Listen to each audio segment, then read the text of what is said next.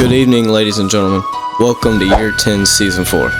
Yes, I know this is 2 weeks after the update dropped. But this is what y'all get for right now, with the lack of equipment. Anyways, Ubisoft just released Year 10 Season 4, and the updates are looking pretty good going forward. Off script, I wrote the beginning part of this video the day before the season came out, but I will give you my thoughts and opinions about it when the season drops.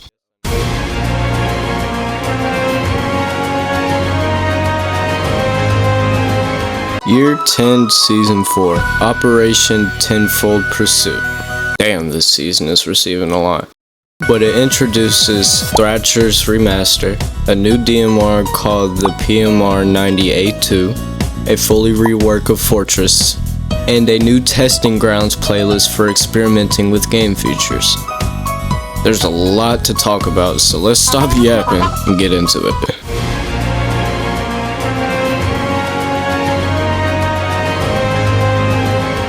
Thrasher's Remaster. The original operator receives a rework including a new gadget, the EGS Disruptor, with a tactical scanning function, and a new cross-operator weapon, the PMR 90A2 DMR. The new weapon, the PMR 90A2 DMR, will be added to loadouts of Thrasher, Nook, Hepatile, and Hibana.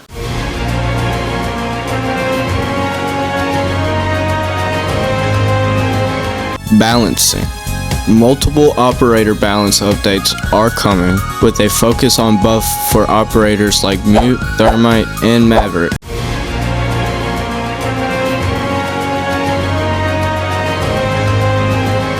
Hard breaches. There will be changes to hard breachers aimed at bringing Maverick and Hibana more in line with Ace. Since I just covered some of the operator and weapon changes, let's go over some of the map and gameplay changes.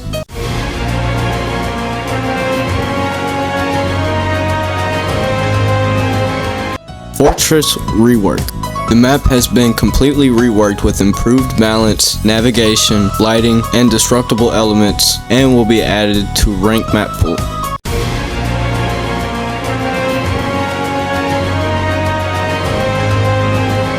Modernized maps. I know I can't say it, but leave me alone. Theme Park and Skyscraper will also receive modernization updates this season.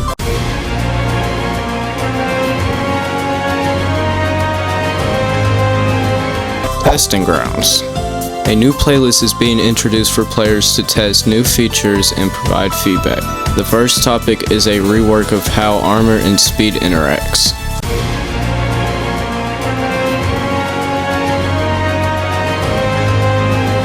Training. AI allies will be added to the enlisted and field training modes to create a more squad-like experience.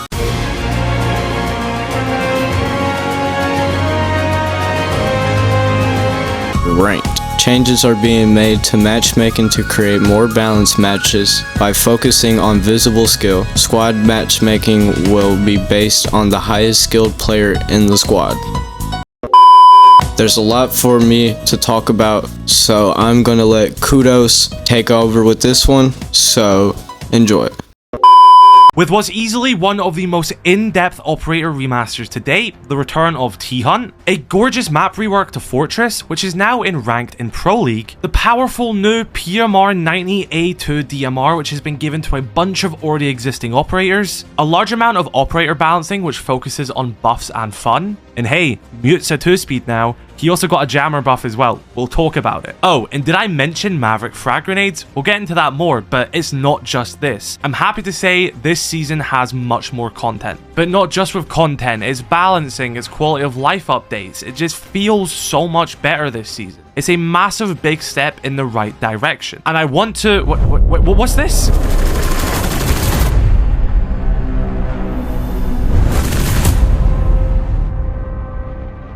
Yes, we have the return of the old startup screen for Rainbow Six Siege, updated with the new branding. But let's of course jump into everything in this season. It will be all timestamped as usual. Hit that like button, sub if you haven't already. Let's get straight into Thatcher. So there's no surprise here that the operator remaster this season is none other than our EMP wielding Brit. As much as he may have wanted to deny it, his EMPs were no longer cutting it in the field. And thanks to the assistance of Osa from Nighthaven, Thatcher has been given an upgrade. Feast your eyes on the EGS Disruptor. This new shoulder-mounted launcher for Thatcher utilizes Thatcher's old EMPs loaded into the device and allows EMP waves to be blasted through different surfaces and levels with precision and accuracy. Not to mention the scanner as well, which allows Thatcher to know not only what he's disabling, but how long it is disabled for.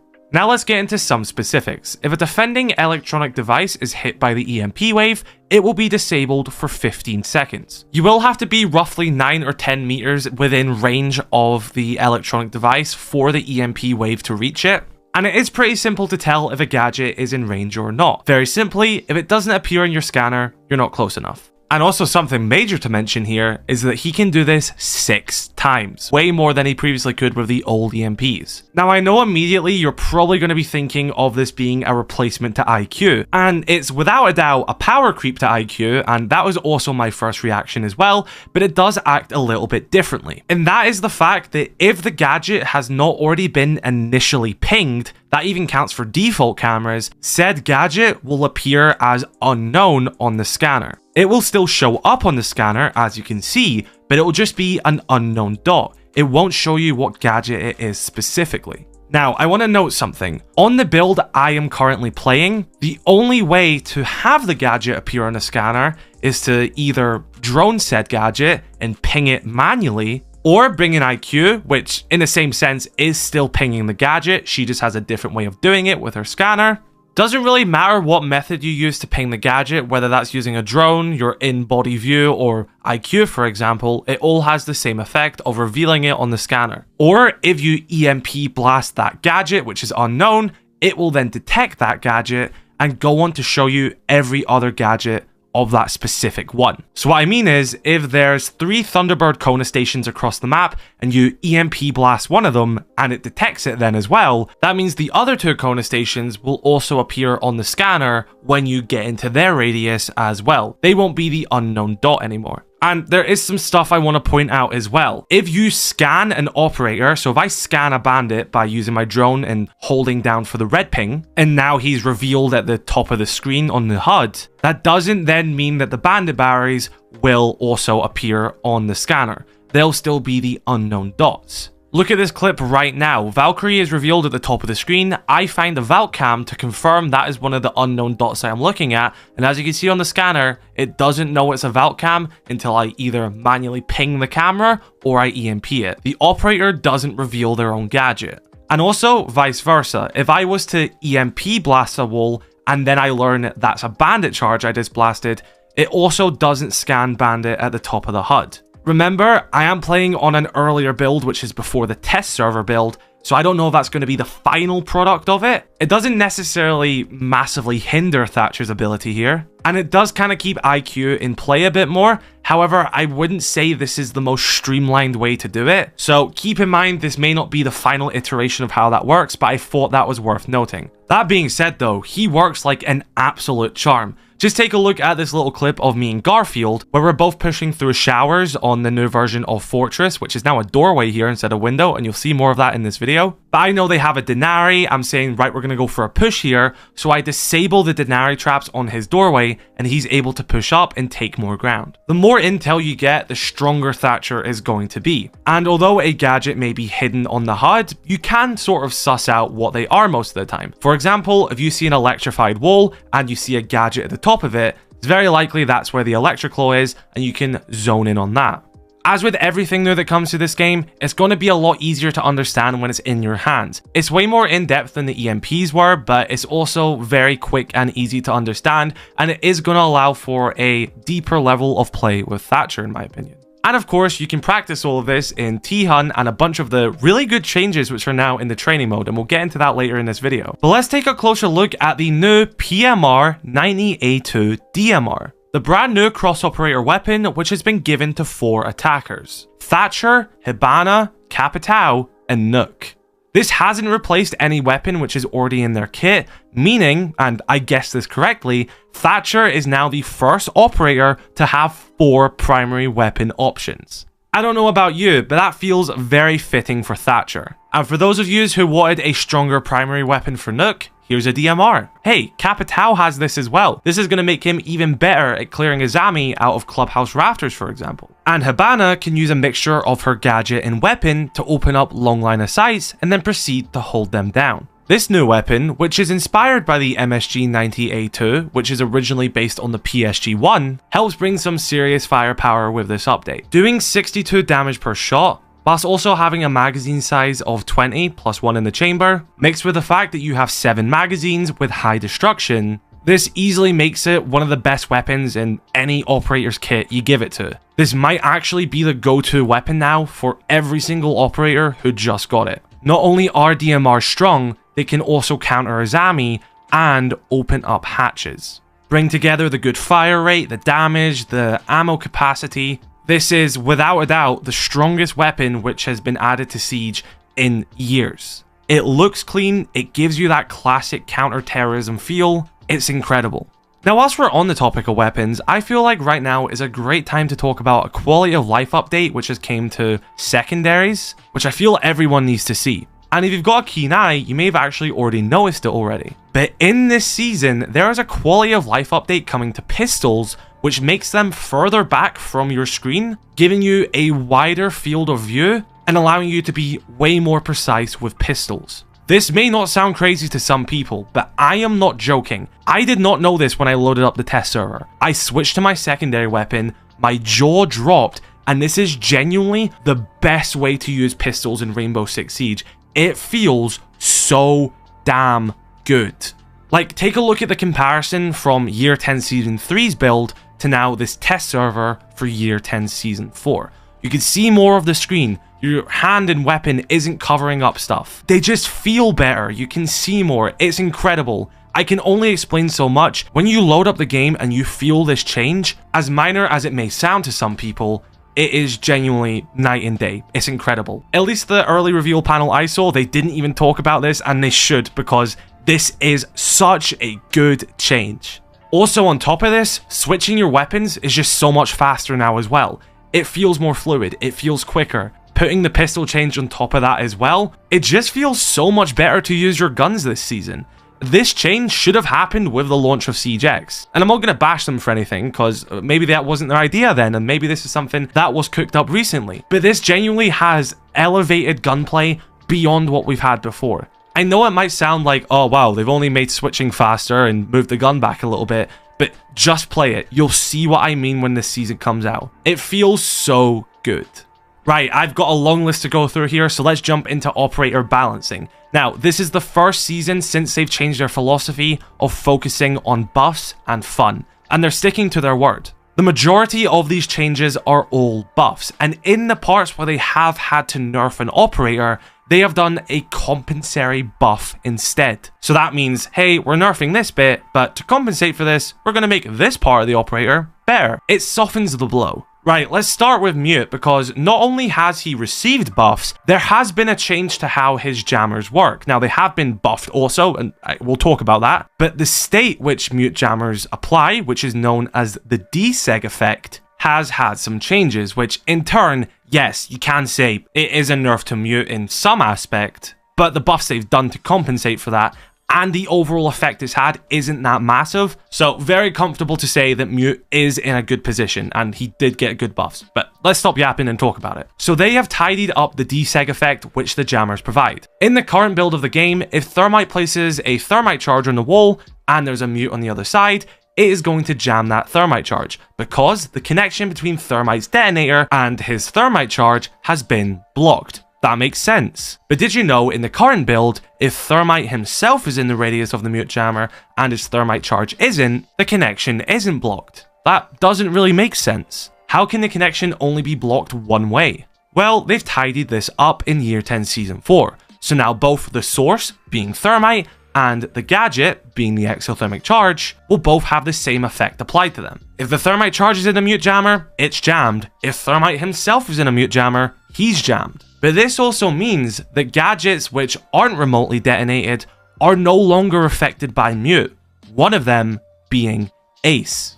I mean, let's truly think about it. Ace's gadget is water that seeps into the metal and then expands, causing it to break. At no point does he manually activate this from a detonator like thermite. There is no connection between Ace and his gadget. There is nothing for Mute's jammer to actually jam. His gadget just simply activates its process the moment it makes contact with a surface. So, yeah, Mute's jammer shouldn't actually affect Ace, and it no longer does.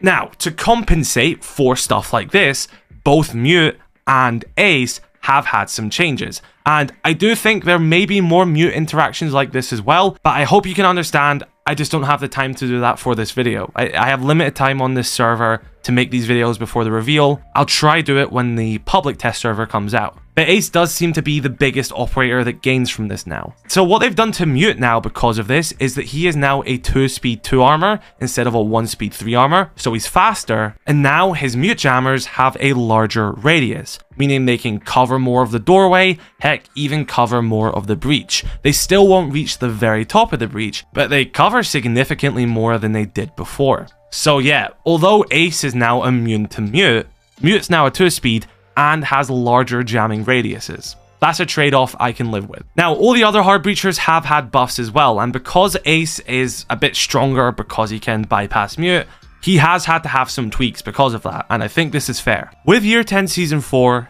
Ace is now a 1-speed 3 armor. Having one of the best hard breaching devices, having one of the best primary weapons, and now being able to bypass Mute, I think it's fair to drop him down a speed. You don't need to be going that fast with Ace anyway. But to compensate for the fact that he is now slower, they have given him flash grenades, which is a very valuable part of his kit.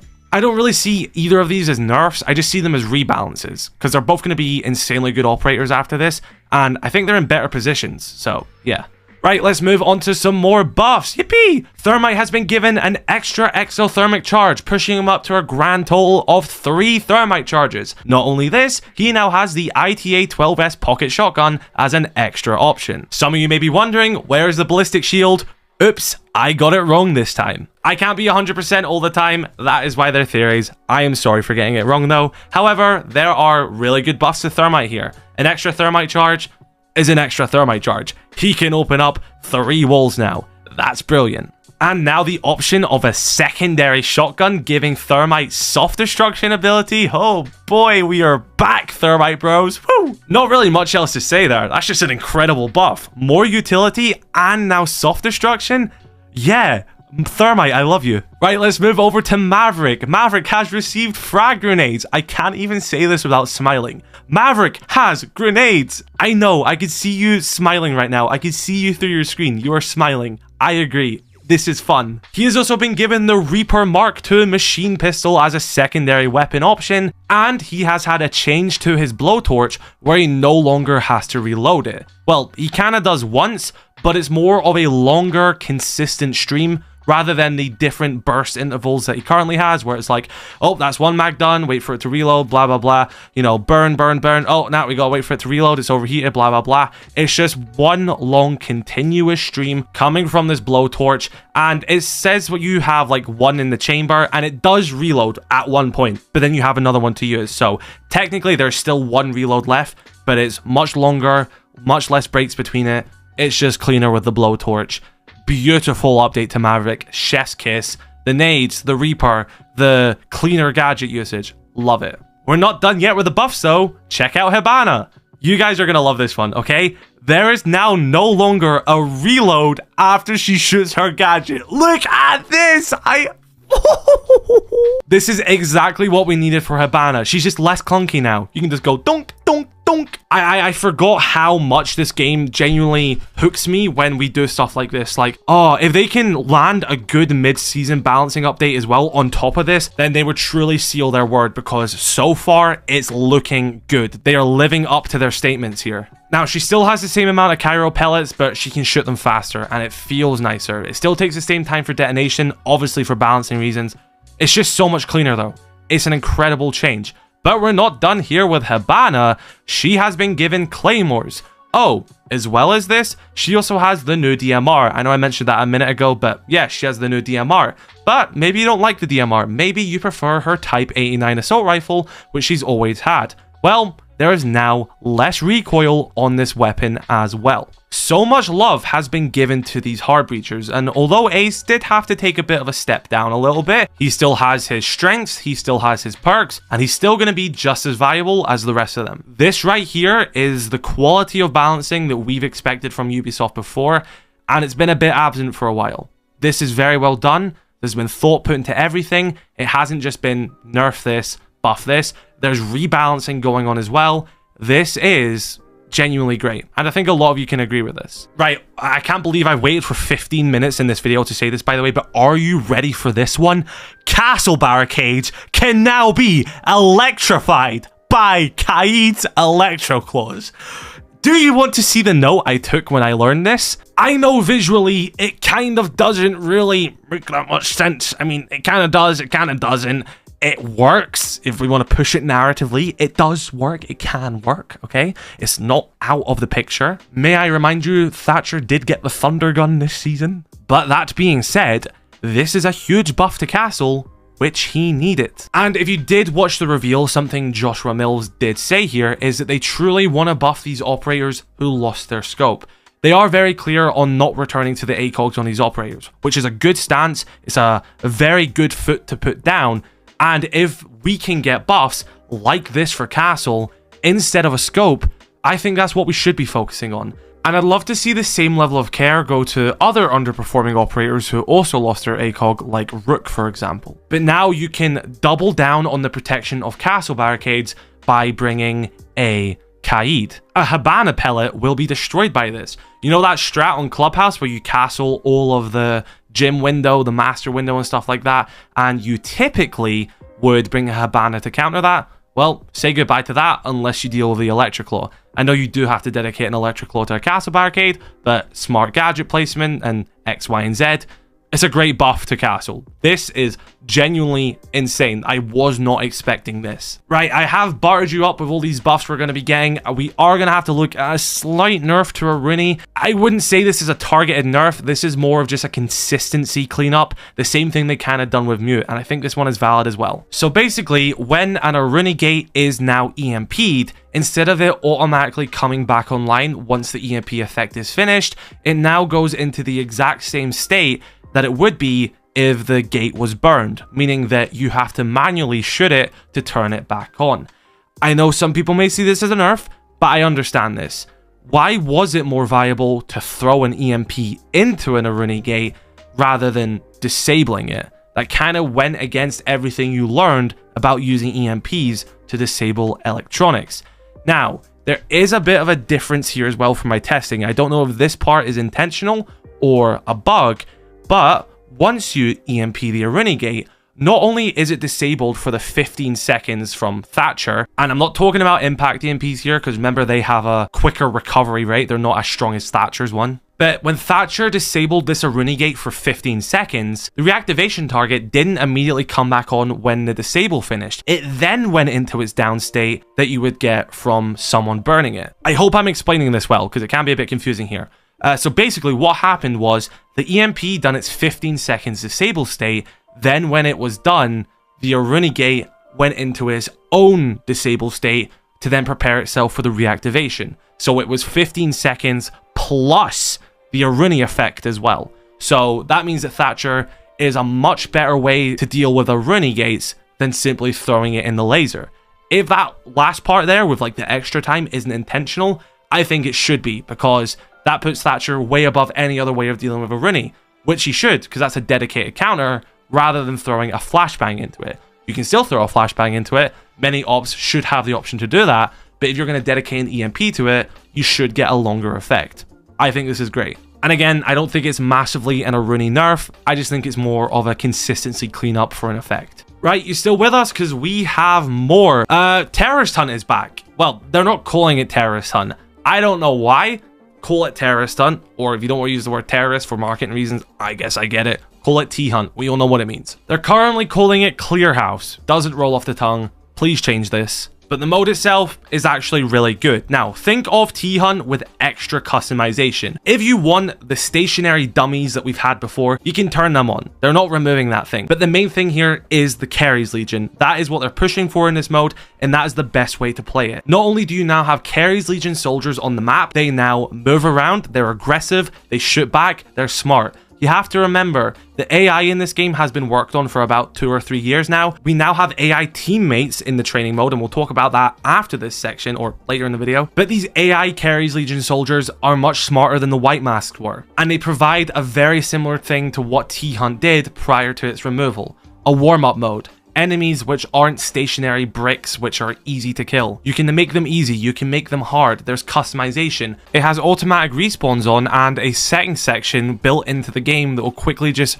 refresh and then start the game again quickly for you with these new settings applied. You can turn the minimap off and on. You have infinite waves. You can change your operator mid-round just by pressing, well, for me it's 7 on keyboard, I'm not sure what it is on console. But you just change your op mid-round, you can keep going. This is, by all means, an advanced version of Terrorist Hunt with more customization using the Carries Legion. I think they should double down on that fact and just call the mode Terrorist Hunt once more, or even Carries Hunt. But if you were a fan of Terrorist Hunt and what Terrorist Hunt provided, this mode will be that for you. Much better than training has been ever since they introduced the whole dummy stuff. The enemies are smart, the enemies fight back, the enemies put up a fight. You can customize them, you've got freedom of the player. It's quite sandboxy. It's absolutely incredible to see this, and I think a lot of people are going to be happy here. May I also add, the clips you will see from this Carries Legion mode, as well as the other training modes, there will be a new mini-map at the top left of my screen.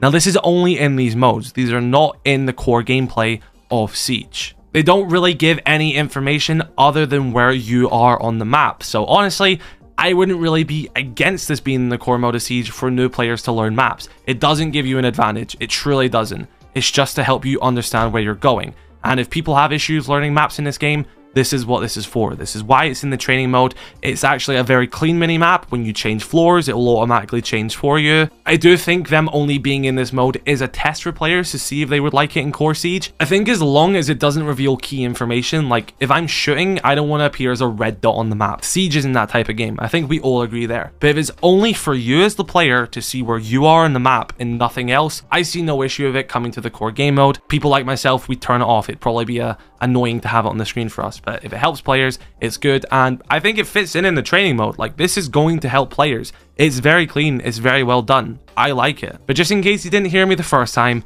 this is only in the training modes, which includes that new Carries Legion clear house thing. And to tie all this up, in the training mode, you now have AI bot teammates as well, so you can play against 5 AI defenders with 5, or I guess 4 AI attacking teammates, and just play a game of Siege. You don't have to worry about affecting players online. You can learn at your own pace. Not every operator is in this mode yet, but I mean, Thatcher is. If you want to try the new Thatcher, he is in the mode. It's been great for making content for this because I can show off Thatcher and I don't have to worry about trying to get 9 other content creators on, especially when we do have limited time. So if you're a new player, you want to jump in, learn at your own pace, don't want to be shouted out by people, and just take your time, chill out and learn, this mode is for you. Right, let's get into the maps. We have 3 map changes this season, 2 of them being your modernization, which we've seen as a trend now, and 1 of them being a full map rework. You've already seen it a lot in this video, but that is of course Fortress. Initial impressions, as someone who liked the old version of Fortress, this was the first map I ever hit Diamond on back in the day. That's a throwback. I like it. I think it's very good. Majorly, a lot of the map is still intact. If you know Fortress, you're gonna recognize a lot of this map. Many of the changes have just been reducing hallway sizes, removing useless stuff, and just streamlining the map. I guess the major change here is that the courtyard area is now exterior, introducing a small balcony and allowing some rappel points, as well as linear pushes below. It is definitely going to allow for a lot of creativity on pushing from this side of the map. One of my favorite changes, which I've already found, has been by the bunk side of the map, where you used to have a hallway which went around the side of the site itself. Well, now that hallway's been removed, and there is now an exterior wall here, with the bit where the hallway used to be now part of the outside, which makes this a much more interesting bomb site to attack because now you have an exterior wall, and then you'll get your bandit and Kaid plays, and then this allows for pinch pushes from hallways from the back and everything. I think this is going to be the preferred bomb site, and I really like what they've done with it. So yeah, a lot of the map is still very familiar, but it's been done up very good, tidied up, streamlined, a very good example of what a rework should be. And if you missed what I said at the start of the video, not only will this map be in the casual playlists, it will also be in ranked and Pro League. I don't know when it goes into Pro League, but it is confirmed to be in Pro League. Oh, and they also removed Emerald Plains from ranked, which is very cowardly in my opinion. I don't agree with this. But on the topic of maps, let's move over from Fortress, which looks great. We also have 2 more map modernizations. One of them is Skyscraper. This map looks beautiful. You've got the warm colors, which we've known to expect from this map, and the theming which is around it. It looks great. There's not much to say here. I need to do more run-throughs to learn where more of the gas pipes and everything are and everything like that. It's Skyscraper. It looks beautiful. I especially liked how karaoke looked with all the lights and everything. I thought that was very fun. Yeah. It looks great. This is what I've come to expect from the modernizations we've been getting, and this is the quality I've come to expect. But on the topic of quality I've come to expect, we then move into the theme park modernization. And listen, I don't know if this is a bug on the version I have played, and I don't want to hold back here, but in my opinion, this map looks horrendous. It does not look good. Don't get me wrong, there are some areas which do look really nice, especially the cache side and stuff like that. The colors work really well with the different hallways. There are some rooms which genuinely look beautiful. I'm not saying all of this looks bad, but specifically some of the hallways and especially the outside area, it is so overblown. Just look how overexposed and saturated and bright this is. Can we please stop lighting rooms with these dentistry lights? That does not look good. Again, there are so many good rooms in here, but I don't want to point out the pattern here, but I do. The rooms that do look good are the ones that are darker. These ones with these overblown headlights look terrible. And one of the things I praised Skyscraper for there was how nice and warm the map felt. It felt like it fit the theming. A lot of this does not feel like it fits the theming of an abandoned theme park. I'm not saying you have to make it a night map, but can we at least turn the lights off? One of my favorite things I've actually done is, if you don't know, the EMPs, both the Impact ones and Thatcher's ones, do turn off the lights in the rooms. And when you go around this map turning off some of the lights, they look so much better. So yeah, it does show signs of some good stuff on this map, but the quality of how this looks is nowhere near the quality of the other modernized maps in this game. And I'm truly sad to say, I don't think this was good. I genuinely do not think this is a good modernization. I would like to assume that some of it is bugged, but I don't think it is. There are some great rooms, but there are some terrible rooms. I think this should not be the final product. Respectfully, it's not good. We don't need these rooms which are brighter than the sun. Clubhouse has a similar issue when it comes to the stock area. These rooms feel much better when they're lit with colors and a bit of darkness, but still visible light. I don't know. For what has been a very strong start to the season with a lot of incredible content, this has been a bit of a damper in my opinion. I don't want it to take away from every other great thing that's coming this season, and you may disagree with me, that's fine. But personally, this doesn't look good. Just drop the bright middle of the summer aesthetic. Darken the map a bit. It fits it way more. But yeah, don't let that criticism take away from how good Fortress is and how good it looks, and the same with Skyscraper. I just don't think theme park's a good job. Right, let's move over to matchmaking. With Year 10 Season 4, ranked matchmaking will now take into account both visual rank as well as your hidden MMR. Currently, it's just your hidden MMR. That is why you'll typically see lobbies which will have golds, champions, and coppers in it, because yeah, they have similar hidden MMRs, but their visual ranks are all different. This season, it's going to matchmake your hidden MMR, then it's going to, on top of that, matchmake your visual rank, so your lobbies should look more fair. If you're a gold, you should be in like a lobby full of golds. If you're a diamond, lobby full of diamonds and champs and maybe a emerald or something like that. I of course can't say much on it. I have not played it, neither of you. That's just what they've said. Hopefully it ends up good. I also have to apologize, I don't have a lot of assets for some of the stuff I'll be talking about here as well. That's just how it is. We're getting testing grounds this season. This is a brand new permanent addition to the game on the menu, just like how you've got Core Siege, Dual Front, we now have testing grounds. Here, Ubisoft will implement stuff which gives us, the player, the ability to try and test stuff freely. Well, I say freely, it's going to be focused on stuff, but we have a lot of freedom there. The first one we are going to be getting is for speed and armor, where we will be given a handful of operators and have the freedom to change their speed and armor however we see fit. Here we can then play against other players, test this. If you want to make Gridlock a 3-speed, for example, I think that's something you can do. Not saying they should do that, and I think we can all agree Gridlock shouldn't be a 3-speed, but you can test that in this mode, and you have the freedom to do it. Don't quote me on this, I think this is coming mid-season, or I don't know, maybe? It will be in this season, that's important, and it does look pretty good. I don't have any assets right now, I am sorry. Talking about Shield Guard and the anti-cheat, there will now be 2 anti-cheat updates every single week, with a focus on faster bans. I'm not on the anti-cheat team, I can't give you more information. They said it better than I did, so if you want to hear what they had to say about that, you can watch the main reveal on Ubisoft's page. I'm also not going to say how I would do it better. Again, I know nothing about anti-cheat. I just know they're fighting an uphill battle, and I don't envy them. But it is nice to hear that they're going to be updating the anti-cheat twice a week now, and hopefully this can show success. Sorry, I don't really have much to say on that, but I don't know how an anti-cheat works, and I'm not going to act like I do. They are trying, I believe that, yeah. Another thing with Shield Guard as well is that they're going to be focusing on recoil script detection, which is basically macros. They want to catch macro players, and this is a big thing on console as well. So they are focusing on that. They want to catch macros. Or you may know them as like strike packs, that sort of stuff. The esports tab will now have predictions implemented in-game, meaning that you can vote and win prizes like the weapon skin. You may have seen my videos and stuff like that. It all takes place on an external website, on Ubisoft's website. They want to, well, I say they want to, they're going to be implementing this now in-game in the esports tab. Just a very nice thing that is going to be implemented in-game, and that's how it should be.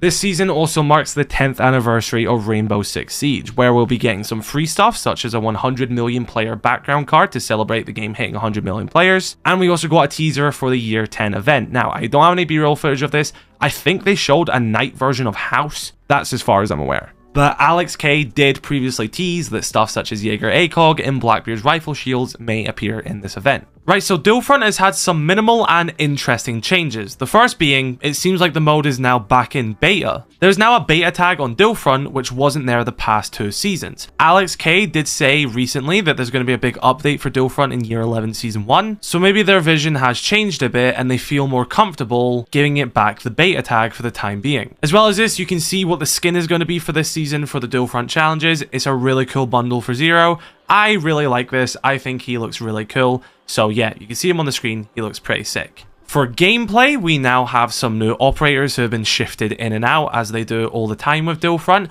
As well as this, there is a new assignment. Well, I say new. There's an updated assignment, and we've went back to the hostage one, which we done with Dokkaebi. But because narratively, Dokkaebi has been saved, this time it's a high value VIP. And when I went into a custom game and saw this character's model, I instantly realized this is actually the New Horizon high value target we saw on the Keres Legion's board. So there is a bit of narrative here, even though it is not a brand new assignment. This character, this high value target hostage, is one who is on the Keres Legion board and is tied to a company known as New Horizon. Will his story and stuff extend beyond this? I don't know. As well as this on Duelfront, the minimap has had a bit of an update at the top left. It does look a bit more slick now. I quite like how it looks. And the initial prep phase timer for when you spawn into the game is now 15 seconds instead of 30. The respawn timer is still 30 for the time being, but yeah, it doesn't look like they're giving up on this mode, and although this isn't a substantial update,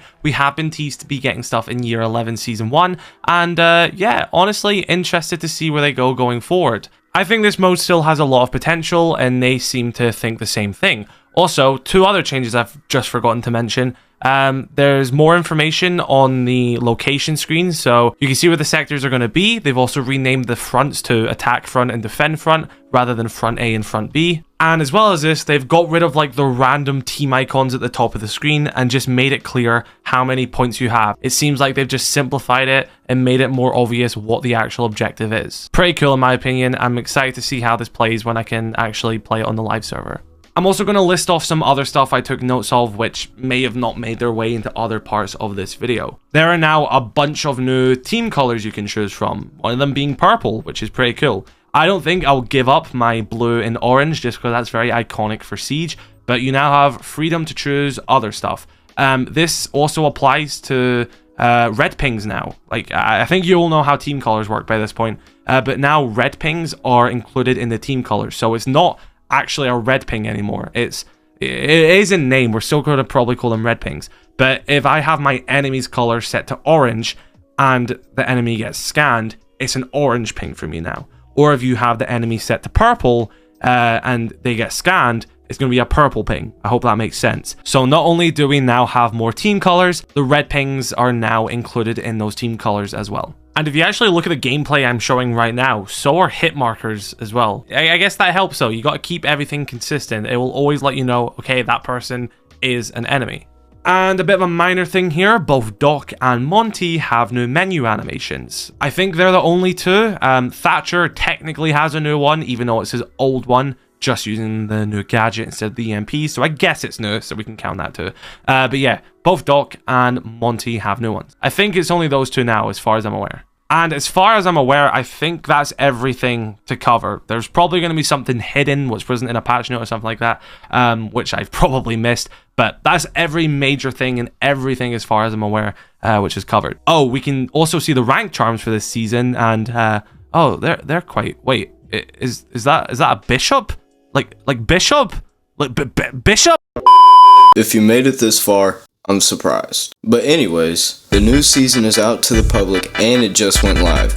Sadly, I did not finish last battle pass. Then I edited this video for 6 hours all night, fell asleep for 2 hours, then decided to play a few games of the new season. I sound fucked, I know.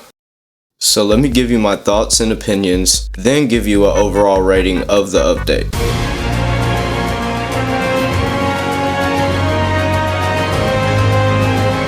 So now that the season's out, let me say, it's actually not that bad. But I got my hands on Thatcher's new gadget and it's actually a really good rework. The gadget makes it feel like the operator now itself has a purpose to be used. I like the fact that when you use the gadget, it's equipped with an electronic detection screen that allows him to scan his surroundings and aim his disruptor beam at selected gadgets. But by default, gadget identities are hidden on detection screen, but they can be revealed by hitting them with disruptor beam or by pinging them. And another feature I like is once the device hits, the screen displays how long the device will be disabled. Overall, it's a good rework. Next, I want to talk about the changes with pistols.